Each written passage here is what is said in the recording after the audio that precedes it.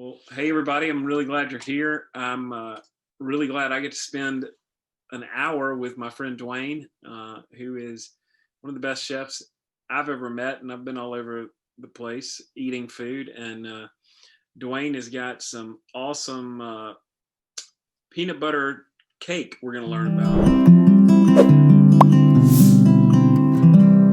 And I don't make a lot of cakes, Dwayne, so you're going to have to really go slow. And like I tell people all the time, hey, talk to me like I'm five. So we'll be working with peanut butter. We're really excited to be working with the peanut butter growers and the folks who have helped us put this class on. So, Dwayne, what are we making? So we're actually going to make a peanut butter buttercream, a Swiss buttercream at that. And then we're going to pair that with chocolate cake and then some peanut butter and chocolate candies and decorate it all up and make it pretty festive for the holiday season. Awesome. Well, all of those things sound really fun, and I know peanut butter consumption this year, with apparently with the pandemic or some collaboration of forces, we have gotten peanut butter consumption is like at a record 7.6 pounds per person in the U.S. A lot of peanut butter. It's a lot of peanut butter. I like it in a Reese's, but I'm sure you've got some ideas that I'm going to like too. Yeah, we're definitely going to have it in some Reese's as well too. We got a little bit of everything going on today. All right. Well, what's our first move here, Dwayne? All righty. So we're going to get started. So as you can see, I kind of got a pot of some boiling water going on. We're basically creating a double boiler. This is what we call a Swiss meringue, which means that we're going to take the egg whites and the sugar, and we're going to just dissolve the sugar into the white till it hits about 115 degrees, or really just till it's kind of warm to touch and all the sugar granules are dissolved in. We're then going to go inside our mixer, bring up the meringue, and then we're going to add the butter and get the base of the buttercream done. And then from there, we're going to add the lovely peanut butter in there to give it such that nutty and delicious peanut butter flavor. And so I'm going to get started and get moving along. So I already have the egg whites here already separated. I'm just going to sit this on top. I'm going to turn that down just a little bit. And I'm going to add in 2 cups of sugar because I'm doing a double batch of the recipe that we provided for you guys. Awesome.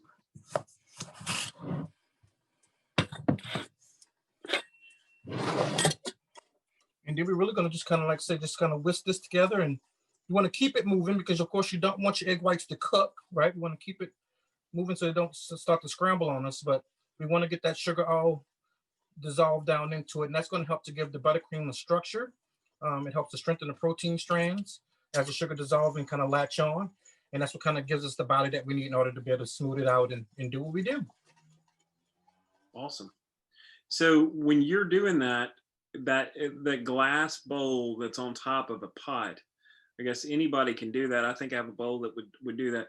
How hot does that get? You're able to touch it? Yes, the heat really depends on your comfort level, right? So this is kind of coming to a pretty good boil down here right now. I got a good bit of steam coming off because I feel comfortable, with kind of knowing what I'm looking for. If you can definitely take it down to just a simmer, because really what you're trying to get the steam to heat the bowl, and of course the heat will then dissolve the sugar into it. So it can really be as little as a simmer that's going on, that's creating steam. But if you feel comfortable, kind of crank it up, just keep it moving, and you should be good to go. Just not too hot. Like right now, my stove's kind of set to medium. I wouldn't want to put it on high to where it actually starts to literally, cook the egg whites. So while you're doing that, I've got some peanut factoids for you, Dwayne. Okay. So did you know that peanut butter is one of the relatively inexpensive sources of proteins that are shelf stable? I did know that. The peanut butter that I'm using today has 8 grams of protein in it. Peter Pan is my favorite. I'm a Jif guy, but I can do Peter Pan. That's why I can't buy it, because I can't say it. That's awesome. So you're whipping up a meringue right now. That's right? That is correct. We call it a Swiss meringue, right? So, there's an Italian meringue, which would involve cooking the sugar to 240 degrees Fahrenheit. So it's a little more almost like making it to a syrup stage. But this one here is a little bit quicker in the process, and I think it works just as wonderful. So, so we're only gonna get it. It's about 115. So if you see every now and then, I'm kind of sticking my finger there to feel the temperature, and also too just kind of rubbing together to see if I feel any sugar granules left. So we're almost there. And it's Swiss. So what goes on like a lemon meringue pie, the big whipped up, really tall meringue? I would say a Swiss meringue works beautifully for that. So this process we're doing right here, because it's really going to, what you'll notice is that it's going to give it that really nice shiny glossy, and it's going to be nice and stiff. Because if you just put the sugar straight in with the egg whites without heating it and just whipping it up, it almost tends to get frothy. So I mean, if you like that on your meringue pie, then that could be a way to go. But with this one here, it's actually going to look more like marshmallow fluff whenever we're finished. Okay. And I can see it starting to thicken there. Yep, you can see it. It's starting to kind of like those white proteins have kind of broken down. It's almost looking more homogenized a little bit. You can see the white frothiness starting to happen a little bit too. And we're at a good temperature here. I don't feel any sugar, so I'm going to move this on over. There you go. And 113 degrees. A lot of times water coming out of your faucet may be that hot. I mean, that's could be. It's not too hot to touch at that point. No, like I said, it more or less should just be a little bit past the warm stage on your finger. And so you're dropping that in the KitchenAid. That I am. So you could do that by hand if you were like a total purist, right? You could. You'll have some good forearm strength by the time that's finished, but it definitely can be done by hand. All right. So excuse the noise. It's gonna get a little noisy here for a minute. There he goes.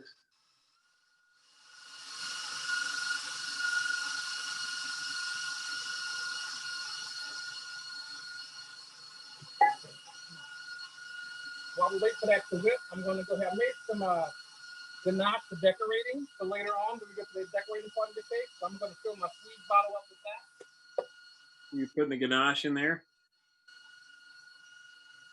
Dwayne is doing the clean as you go method, which apparently is a big favorite for folks. I'm learning to do more and more of that myself, Dwayne. That's what makes things a little bit easier for later up whenever you kind of just pick it up as you're coming along. Because there's been times where I've gotten done and there's been a mess out of this world, and I definitely not want to deal with that when it's all said and done. All right, so he's now warming up that squeeze bottle. I know he's a little fuzzy because he's got that mixer going in the background, but he's whipping that meringue. He's got the I feel like I'm trying to be Alton Brown here. I need some good glasses to come and do the lot. I feel like I'm being Alton Brown. Yeah, let's see that meringue, Dwayne. Oh yeah. Oh wow, it's coming along. You see it's starting to get a little bit thicker and white.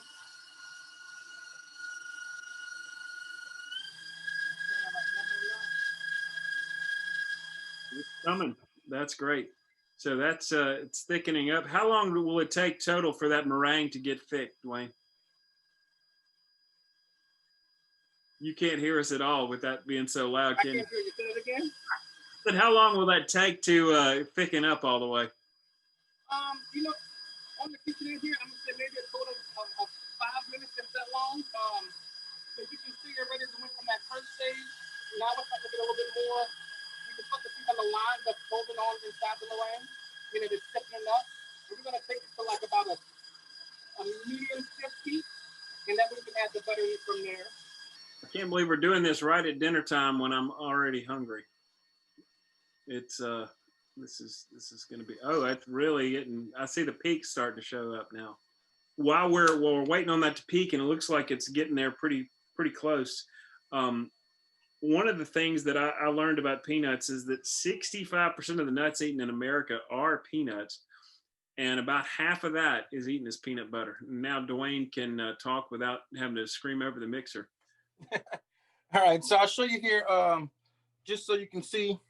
Like I said, you can tell here, so what we want it to be at is where it's stiff, but it's so it's holding somewhat of a shape, but it's not completely at full stiff peaks.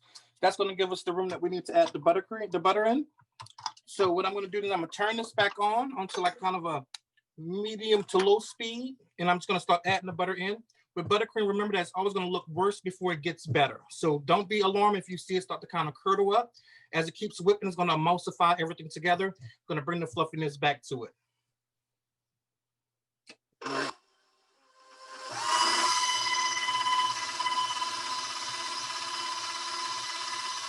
He's got that soft butter going in there, and he's got, is that 2 sticks or a half another stick?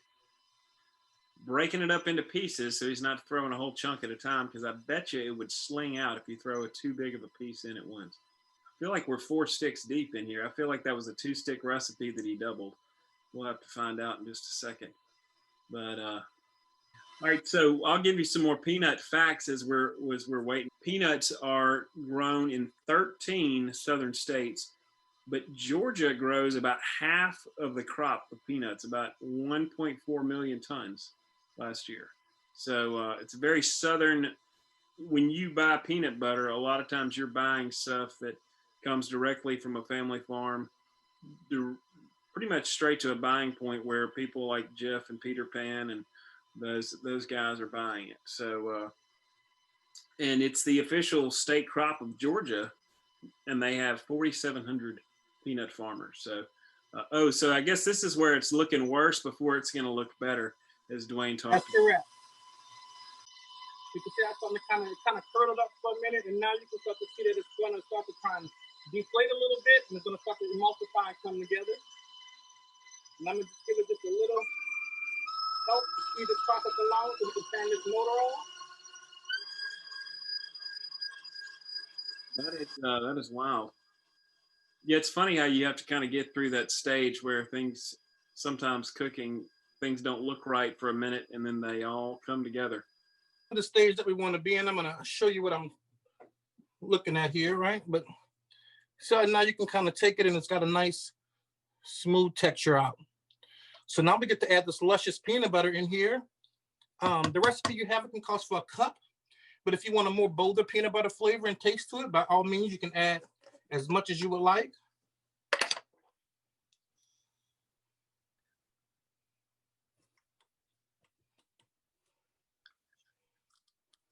And what's the best way to get peanut butter out of a jar into a measuring cup and then into the, I mean, do you use a spatula for all that? Because I feel like I always end up with peanut butter everywhere.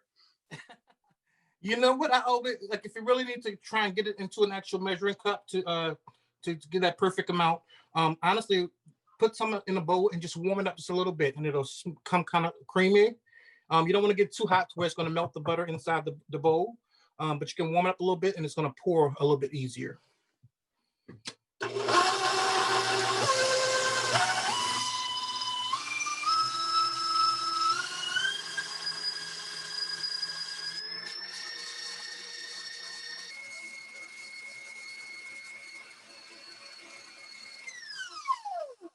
All right, I'm going to do just a little taste just to make sure I like the flavor on it. I'm making up adding a little more, or oh no, that's good. We're going to stick with that right there. Man, it does look nice. So Mildred asks if you can put cream cheese in there. You surely can. You just want to make sure that cream cheese is soft, kind of at the same texture that the butter was. And you can, sure enough, you can add it right on in and whip it on together. And then Tracy asks, actually Charles says, first of all, does Dwayne have any more Food Network appearances scheduled? I do not have any scheduled anytime soon. There you go. But you know, these chefs, they all sign these NDAs, so they can't actually tell you until things are already post-production. So we'll keep an eye on Pastry Chef Dwayne on Facebook and Instagram and Twitter, so that we can make sure and not miss a beat when he's on here. And Dwayne, a funny thing, one of the kids that was at the Swedish Chefs event last year when we actually had it, is on the Kids Baking Championship right now. So Yes, that's gonna air on the 28th of December is the first episode. I'm excited to watch. the little chef Andrew Clark will be on there. That's going to be awesome. And I think his family has been on some of these lives to watch. Tracy says, does humidity affect this type of frosting? Humidity won't affect this type of frosting at all. So I think that's what's nice about, doing an actual either a Swiss buttercream or an Italian buttercream versus what we call an American or a false buttercream. That's just butter and powdered sugar. Because being you actually cook the sugar into the whites in some form, it actually makes it more stable, and it's less chance for that sugar to start to dissolve and weep out later. Gotcha. All right, so what do you have there? All right, so this is a chocolate cake. So we provided a recipe for the chocolate cake, but unfortunately, because time constraints, I don't have time to go through that whole setup on here, but you can use any of your favorite cake for this one. So we just have this one that called like a diner chocolate cake. It's got a little coffee in it. It's a very simple recipe. More or less, you'll just kind of, take your dry, mix it with, mix your wet, mix them together, bake it in the oven. I know we did have some concerns about baking at high altitude. So what I would say is for every 3,000 feet that you find yourself in altitude up, you want to add possibly about another cup or so of flour. You also want to adjust your oven from about 15 to 25 degrees hotter in order to make up for the difference. And as for leavening, for every 3,000 feet, about a half a teaspoon more of your leavening agent. Good to know. I'm at 24 feet above sea level, so I guess I'll be all right. Yep, you'll be just fine. All right, well, I'm going to get started here. So really what I've done is I've pre-cut my cake. I like what we call torte, meaning I've baked 2 individual cakes. I cut each of those in half and I cut the tops off so they're nice and flat. So that was going to give me even layers as I go out and build. And at this point, it's really just kind of, self-explanatory until we get to the casing of it. I'm going to basically put some buttercream, I'm going to smooth it out and layer the cake and kind of keep going from there. And Kay is over in LA, Lower Alabama. She says, I'm at sea level, so my cake should be super moist. That's exactly right. And Kay and the folks over there are looking forward to having Dwayne and lots of pastry chefs back for Swedish chefs next year. So that'll be fun. Look how quick you did that. Man. All right. That's pro move right there.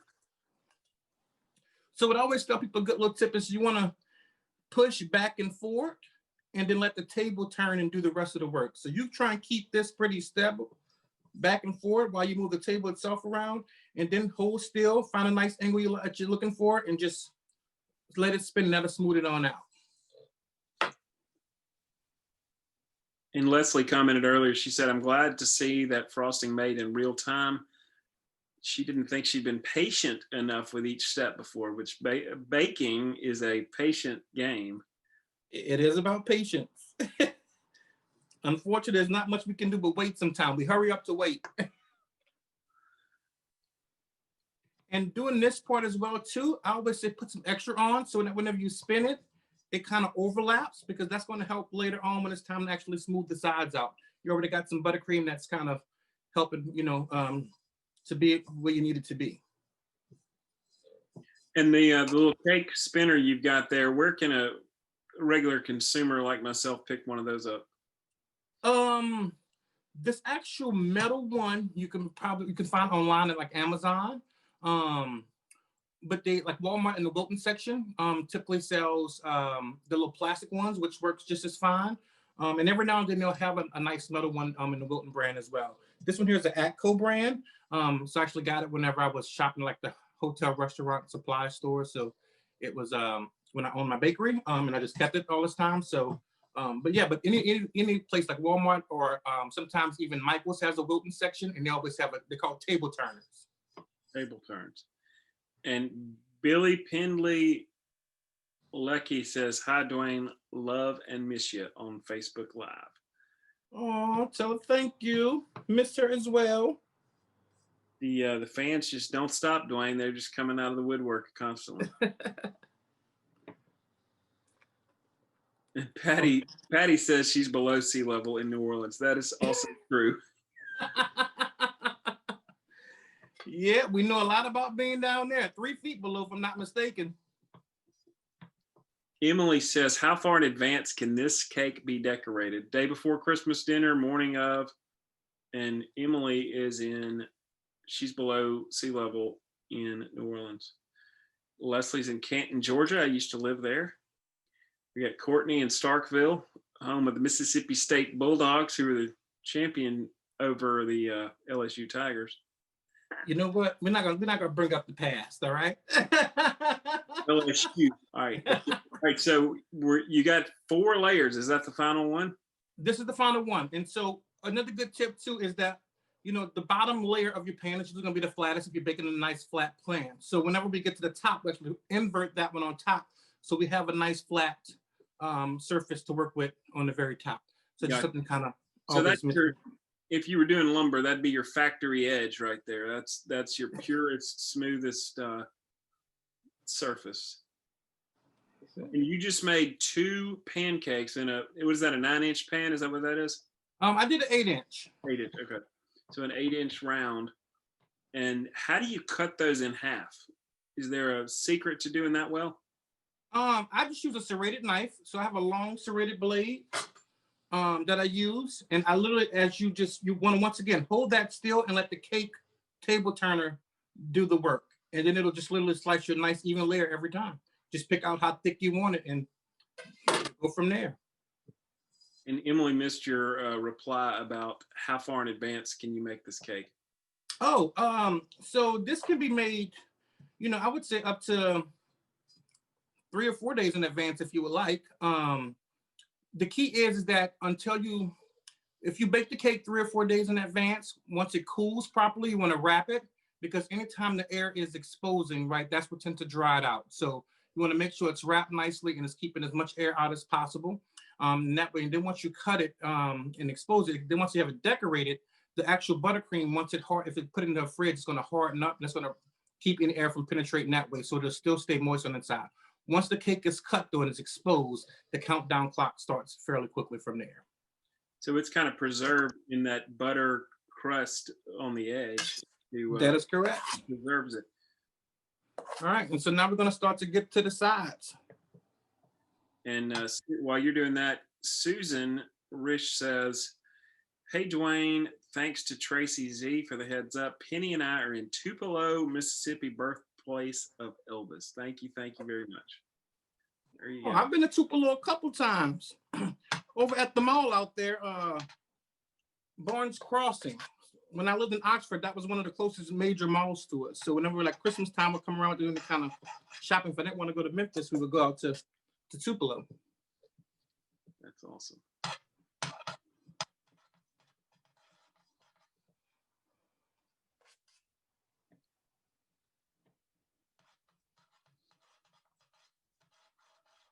And then Rose from Revere, Massachusetts, in 16 inches of snow is on Facebook. And we got Martha in New Hampshire. You are literally coast to coast right now, Dwayne. How does that feel? Man, that's pretty amazing. I'm glad everybody was able to tune in. And I sincerely send my deepest condolences for those up in New England. I spent 2 winters there going to culinary school in Montpelier, Vermont. And I vowed that I would never live where it snowed that much again. That is insane. Yeah, I've got a sister in New York who's sent some pictures, and I saw one of some outdoor dining areas with, you know, 1.5 feet of snow on there. Sarah says she's in Parker, Colorado. So she's probably dealing with some snow too. And we got Los Angeles, and we got Jackson, Mississippi. So Jackson, Mississippi. While you're smoothing that out, Dwayne, I'm going to throw another peanut factoid for you. You ready? I'm ready.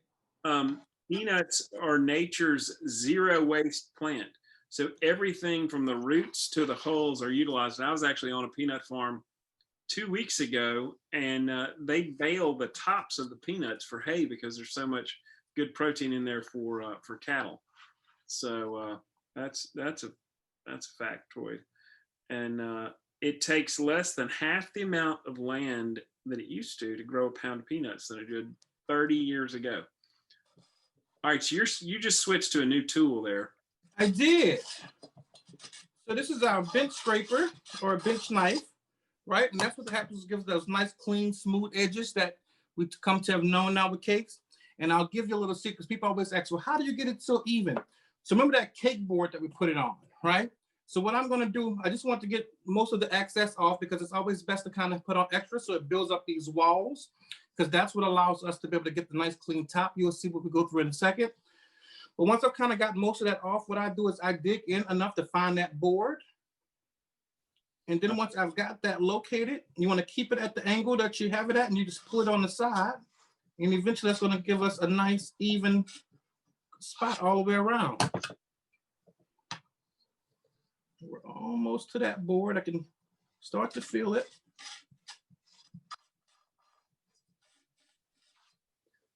There it is, right there. So you're literally the bench scraper you have, the bottom of it is nestled up against the piece of cardboard or whatever is underneath the bottom layer. That is correct. And so, and as long as you keep your straight edge or your bench scraper nice and even, you know for sure that you're going to have the same amount of buttercream all the way around, because that's already perfectly 8-inch in diameter. Kay just asked the question I think all of us were thinking, because I had the same one. Are you going to eat the leftover icing out of the bowl? You know, what I tend to do is I keep the scraps from the cake as I'm trimming it and cutting it, and then I layer it up like a trifle inside of a bowl, so that way it's like an extra dessert that you have. So it's a pro move right there. That is awesome. All right, you're finishing up there. I got one more peanut factoid for you in this section. So peanuts now require less water and have the lowest carbon footprint of any nut. Did you know that?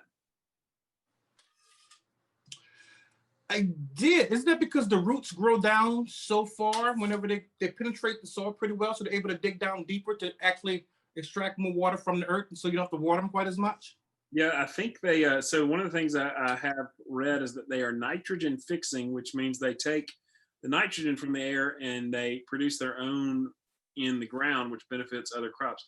A lot of people will rotate peanuts with other crops. I think that was what George Washington Carver introduced to folks back in the day, was rotating your crops, and because certain crops can really build up the soil, and peanuts are one of those. So, all right, Mildred asks, how long can you store leftover icing? And I think that depends on how many people in your house have a spoon, but you probably have a better answer than that. Yeah, you know, a good rule of thumb for the most part is, you know, first of all, because it has, you know, egg whites and stuff, and it needs to be refrigerated if you're going to store it, right? And a good rule of thumb is 6 days, right? Anything past 6 days, that starts to kind of get a little bit wonky. You want to start to, you know, I would say at that point, toss it out and start all over. Of course, if it's in the fridge and it's not kept well, because it's butter is a fat travels flavor very well. So make sure that's wrapped well, because anything that's in your fridge will tend to then seep into the flavor of that as well. So when you're storing it, make sure you got it in a nice airtight container of some sort, and you can refrigerate it. Now, if you wanted to hold a little bit longer, you can always freeze it and then thaw it out. But whenever you do that, you're going to have to you have to reconstitute, is what we call it. So you'll let it come back up to room temperature. I would then put it back inside your KitchenAid bowl with the paddle attachment or the beater, and then beat it till it's smooth until it comes back together, because it will want to look like it's going to separate as it defrosts. Gotcha. All right, so I am in a good spot here for us to actually start the decorating process. So I'm going to put this bowl of buttercream, extra buttercream, to the side, kind of clean up my space here so I don't get crumbs and anything, and then grab my decorations and we'll go from there. Let's do it. So, and I know a lot of y'all, we're talking about making a cake today, but peanuts are really a great post New Year's resolution snack, because you can just grab a handful of nuts without the sugar, and they will help keep you full, and they've got so many health benefits. They can kind of even regulate blood sugar levels, is that's what I'm hearing. And Tracy says, Louisiana peanut factoid, got to have roasted shelled peanuts while waiting for the Mardi Gras parades to start. That is true. And also, if anybody has boiled peanut recipes, I actually have a big pile of peanuts that I need to boil. And I've never made like Cajun boiled peanuts. So maybe some of you Louisiana folks can drop some boiled peanuts makes me think of Mississippi State baseball for sure. But Courtney's a big fan of boiled peanuts, she says. So, and Martha says, Merry Christmas from New Hampshire over on the Facebook. So, Martha, where are you in New Hampshire? I've got an uncle in Lincoln or Woodstock. Oh, and Patty says use your Instant Pot for your boiled peanuts. That's actually a great idea. I don't have an Instant Pot, but got neighbors. They have Instant Pots. We'll have to check into that. I still can't get over how quickly and easily he made that thing just super smooth. And can't wait to see what happens next. If y'all have any questions for Dwayne, go ahead and get those ready. Oh, he's got the piping bag now.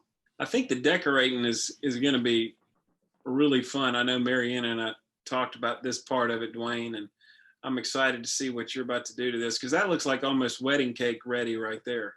But you're going to take this a different direction, aren't you? That we are. We are definitely going to kind of jazz it up a little bit, right? Sometimes I think people call them explosion cakes or drip cakes. We're going to kind of do a combination of both, but we're going to do a nice drip down the side. Then we're going to just start to shove random goodies all inside of here, from Nutty Buddies that's filled with peanut butter to some actually roasted, salted peanuts, because I love the contrast of the texture, and you'll really get the full flavor of the peanut itself and the saltiness, which is going to be a nice contrast against the sweetness of the actual peanut butter buttercream. I have some M&M peanuts that's red and green for the Christmas season, some sprinkles. I've made some chocolate bark. I also have some Reese's cups that are in little Christmas tree shapes and some Santa. So I'm going to just go in. Let's do it. So this is like a gingerbread house, but a little more fun. Edible. That's it. And a little less. So I am terrible at gingerbread houses, in case anybody ever wondered. I had to make one in culinary school, and I vowed that I'll never do that again either in life. I am not an architect by no means whatsoever. And so what I have found is that this is still a good way to have some fun, like you're doing something fun for holidays without having to worry about if your angles line up. Yeah, you don't like a builder square and a level for those things. Yeah, like it's insane. From one plate to your kind of your showpiece there with the bigger edge. Yep, and that's going to serve a couple purposes for us. One, it makes it transporting a little bit easier, right? And I won't have to worry about getting close to the cake when I have to move it. It's also going to give us a lip, because I am a firm believer in a border on a cake. I know the new modern way to do things is kind of just let it be nice and clean, no borders, but I think that the border is kind of what finishes the cake off, and it kind of gives it that like I'm finished type of appeal. So it also gives me room to be able to pipe that border on, which we're getting ready to do now. I'm just using a star tip. You can use any type of tip you would like. And then I'm going to make some shells.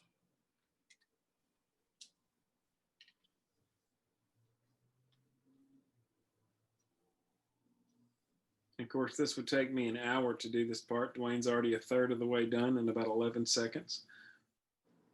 All righty. So now we have our border.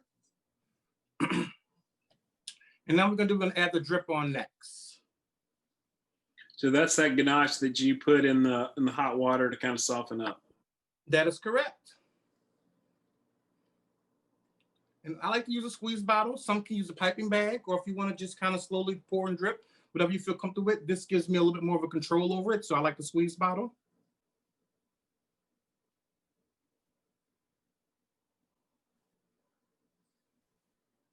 Wow, look at that. I feel like this is the zoom in slow motion cut right here. Constant pressure, constant motion, and it just, wow, that really dresses that cake up. And what was that, about 4 or 5 tablespoons of ganache in there? Yeah, so what I made originally was I did 4 ounces of dark chocolate and 3 ounces of heavy cream. And I just whipped them together. And so on the cake itself, I'm gonna say, yeah, maybe about 3 tablespoons if I have to kind of gather it all up. Yeah. Got a little gap. And Sarah just asked about the ganache, so that's good. You answered the question. And then just a little bit on top.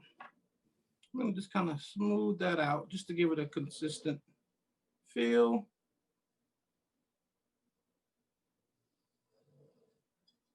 Bring it to the edge. I like it. And another good thing to do too, if you have the time, would be to chill it, let the cake itself get firm for a little bit, and that way this will really, if you're kind of nervous, because you'll notice like right now it's a little soft still, right? Because of everything is still fresh. So if you're a little nervous about it, you can always let the cake firm up before you apply this part. And then, you can touch it and move it around. You'll be less worried about putting a hole in it. And depending on where you are in the country, you just open your back door for about 10 minutes and and that'll do it. All righty. So now I'm gonna just have some fun, right? So I made a couple of things. I just took some melted chocolate and I added some fun sprinkles, and I just added them. I'm gonna just kind of break random pieces off, just kind of shove them in. wow.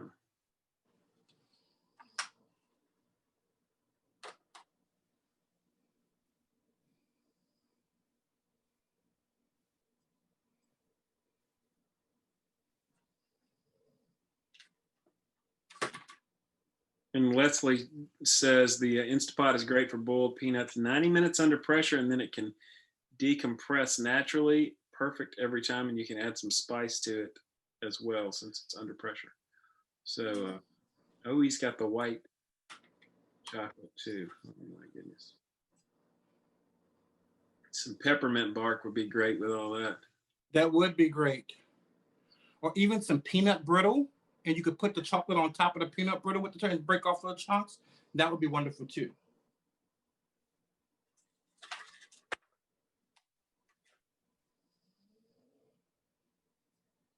Oh, come up to that here. I got some nutty butters. And what you can always do too with your leftover bag, if you don't want to, because like these don't have a sharp edge to actually go into the cake. So what I'll do is just put me a little dab of some buttercream just to help give it some support, and just stick one in there. And then once that firms up, it'll be like glue and it'll hold it in place. Nice. And Mildred says peanuts in bottle Coke. Yes, Mildred, that is an acceptable answer right there. I think Mildred was the one that was in Gulfport. You could also put that in your Barks root beer if you're from Biloxi, Mississippi. It's a big hit. All right, so what are those you're adding there? These are little Reese's Pieces Christmas trees. Oh. So they got some peanut butter on the inside, and the big ones have actual Reese's Pieces on the inside with the peanut butter as well. Oh man, I've not had a Reese's Pieces in a long time. That used to be a favorite of mine in the childhood. We need a Santa in here somewhere.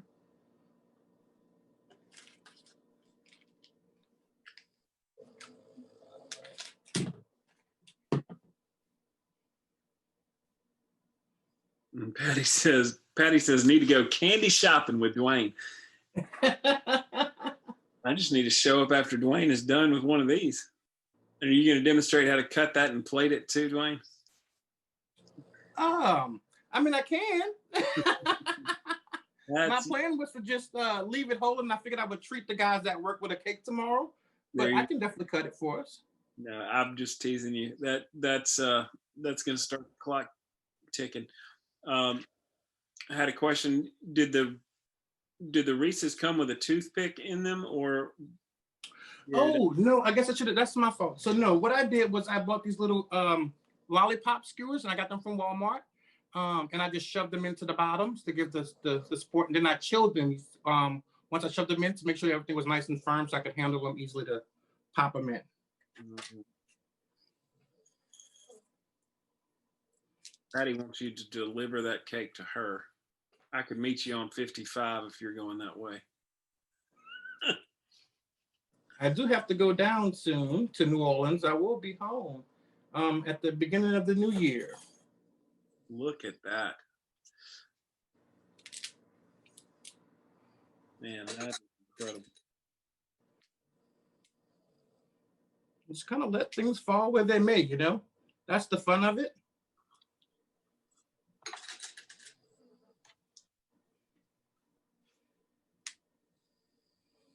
Is that each little bite gives you a little something different.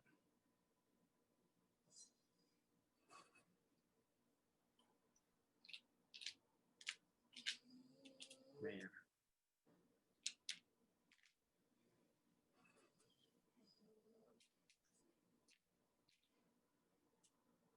How about that, y'all?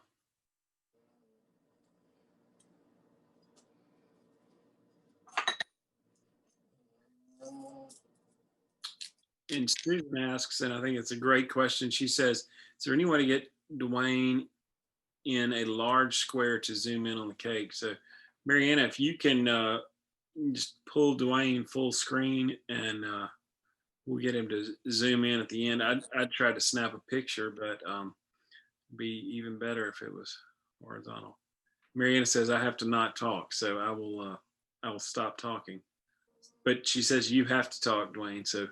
Oh, okay. So I'm adding some little reindeer cookies now. And I got some miniature peanut butter cups.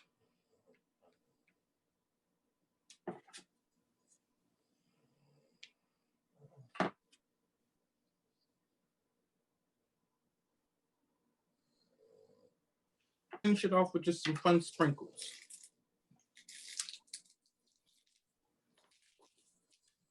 There we go. So that looks incredible. We got one more question here. Serena Wilson says, what is the correct way of cutting a cake? The one you have as well as a rectangular one?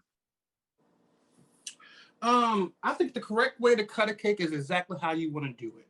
But like this one, for instance, if I was served, I would serve this in tall wedges. If you have only, you know, this cake right here will feed about 12 people. You get 12, I'm sorry, will feed 10 people. You get 10 slices, you know, pretty decent size, you know, wedges out of it. Now, if you want to feed more people from it, you can always cut a circle like we would do for a wedding cake, right? You would cut a circle on the inside and then cut rectangle finger, like little finger wedges. And then we could get upwards to almost 20 something portions out of it.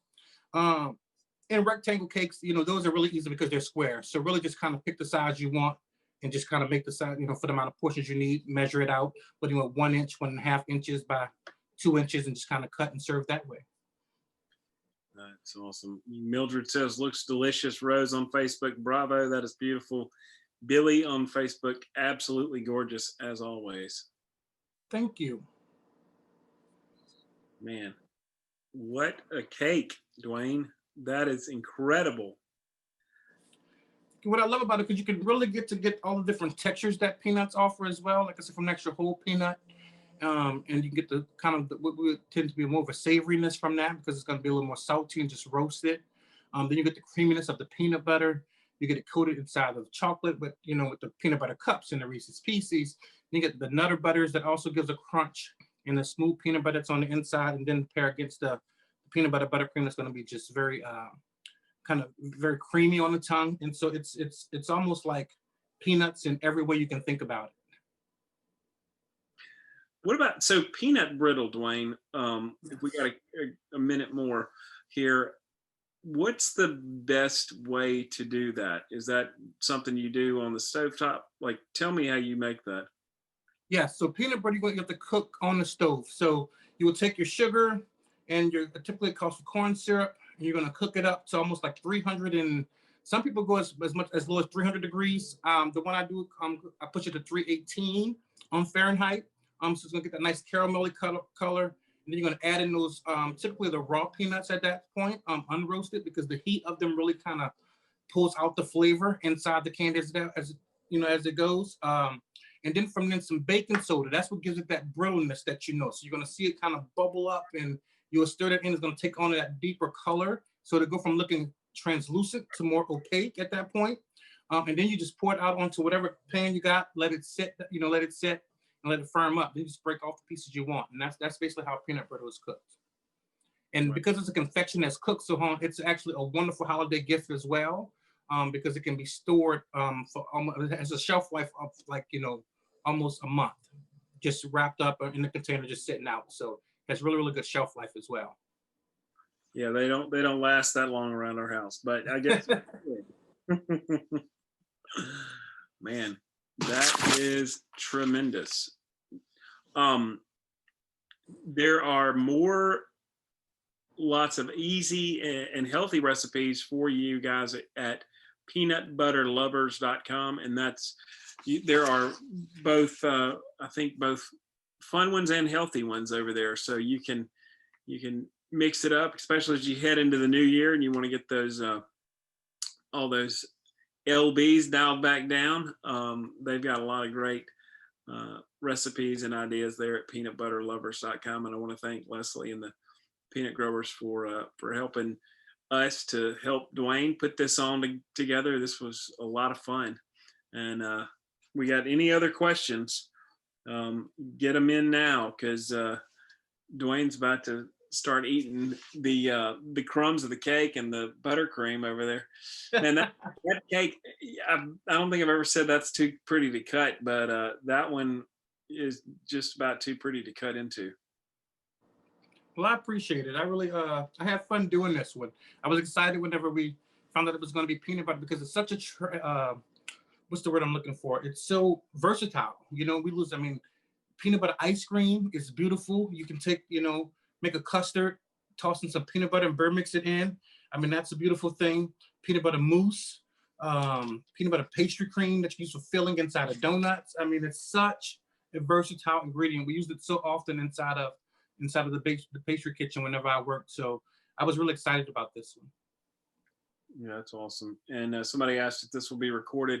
This will be on YouTube and the Facebook Live. And Tracy says, can I tint the icing red or green? You know what? That's a good question. I would just be mindful of the color palette, right? That one would take an experiment. I've never tried to color peanut butter ice cream and peanut butter buttercream. Just let the natural color of the peanut butter kind of shine through.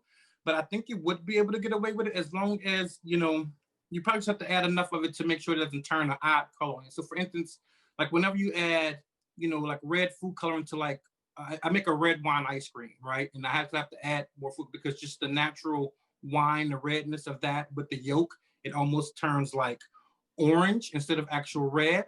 So I would just be mindful of, the color of peanut butter, make sure that you're pairing it with enough color to kind of give you the color you're looking for. So make sure you have enough in case you have to add more to it. Because I always have to go back and add a deeper, darker red than just the color of the wine to actually get that to that nice pink ruby color.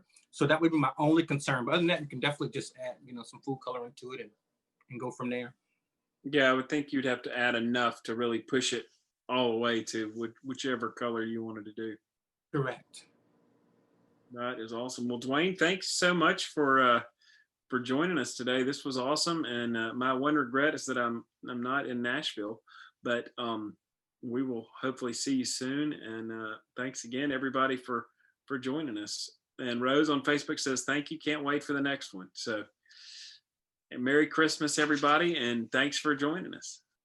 Merry Christmas, y'all.